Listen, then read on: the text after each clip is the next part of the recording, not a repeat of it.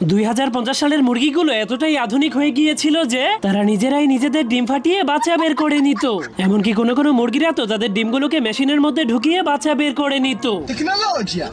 এমনকি মুরগিগুলো এতটাই বুদ্ধিমান হয়ে গিয়েছিল যে তাদের বাচ্চাগুলো ডিম থেকে ফোটার আগেই তারা বাচ্চাগুলোকে ডাইপার পরাতো। কিন্তু তাদের সবার মধ্যে একটা মুরগি ছিল যার কিনা কোনো বাচ্চা ছিল না, কারণ সে ডিম দিতে পারতো না। যার কারণে বেচারি কান্না করতে করতে ঘর থেকে বের হলেই একটা একা মুরগির বাচ্চাকে দেখতে পায়, যা দেখে সে অনেক খুশি হয়ে সেই বাচ্চাটাকে যখনই নিজের বাচ্চা বানাতে যায় তখনই সেই বাচ্চাটার আসল মা এসে তাকে ধরে নিয়ে যায়। যার কারণে মুরগিটা অনেক মন খারাপ করে কান্না করতে করতে যখনই তার ঘর ছেড়ে চলে যেতে শুরু করে তখনই সে দৌড়াতে গিয়ে একটা ডিমের সঙ্গে ধাক্কা খেয়ে যায়। যার কারণে সে আশেপাশে তাকিয়ে কাউকে দেখতে না পেয়ে জলদি করে সেই ডিমটাকে চুরি করে তার বাড়িতে নিয়ে তা দিতে শুরু করে দেয়।